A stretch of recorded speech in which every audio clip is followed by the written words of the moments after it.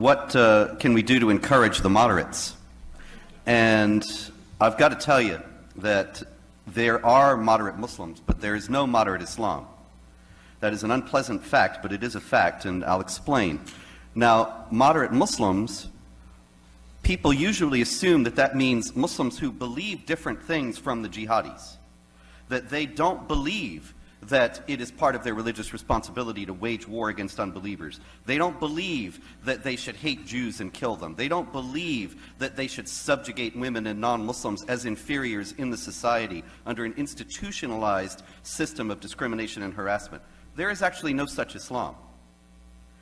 People talk in the West and they take advantage of our ignorance about Islam to mislead people into complacency. I'll give you an example. There is a 512-page fatwa against terrorism by a Pakistani Islamic theologian named Muhammad Tahir al-Qadri.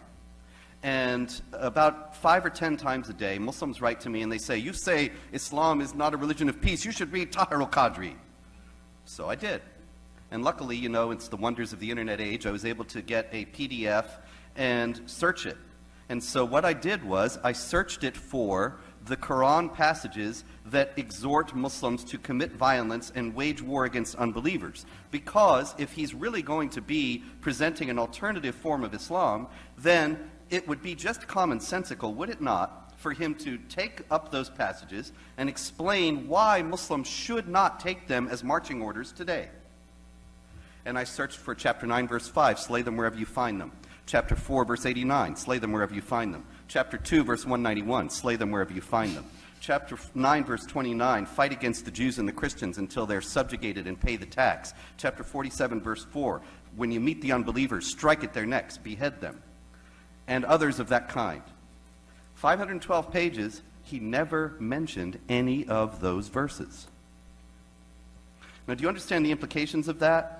This is supposed to be a piece saying that terrorism is wrong and Muslims should not engage in it, and he never addressed any of the justifications that the jihad terrorists use to show that what they're doing is Islamically correct. That's not a reform kind of Islam. That's not a moderate Islam. That's a big, extensive, elaborate effort to deceive unbelievers and make us ignorant and complacent about the jihad threat. You cannot reform something, you cannot fix a problem without acknowledging that there's a problem, you see. And there is no moderate Islam. There is no version of Islam that does not teach warfare against unbelievers and their subjugation. It's just like this. This does not mean, as Raymond and Bruce were saying, that all Muslims are doing this or all Muslims are even on board with this.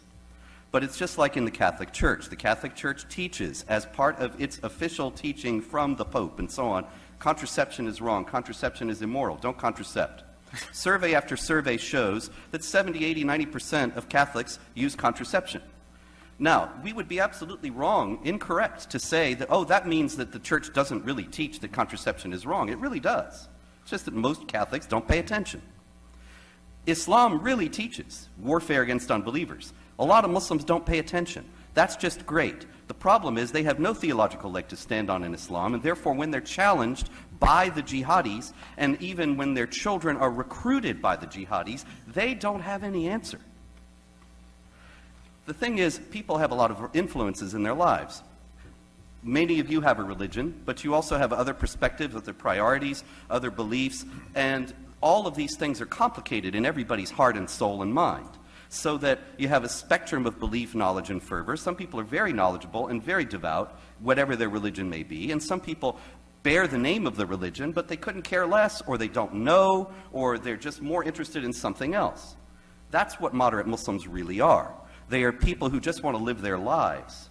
If you talk about Muslims who are aware that the Quran and the example of Muhammad and Islamic law all teach warfare and conquest and subjugation of unbelievers, and who reject that, and who say that must not be done, you're talking about maybe 5 or 10 people.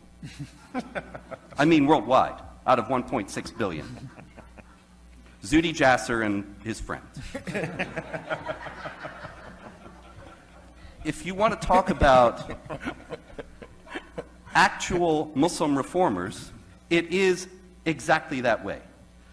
But if you want to talk about Muslims who just aren't going to take up arms against us at any time, well, that's millions upon millions of people. The problem is, when the chips are down, where will they side? They will side with the Muslims who are waging war. That is where their allegiance is. They probably won't do anything. But to base our foreign policy and our domestic policy, our immigration policy, to base the future of our nation, to base our children's lives on the idea that the vast majority of Muslims don't want to do this, don't care about jihad and conquest and subjugation, and that somehow some large group of Muslims who are moderates are going to rise up and fight against the jihadis and stop them, that is not only foolish, that is suicidal.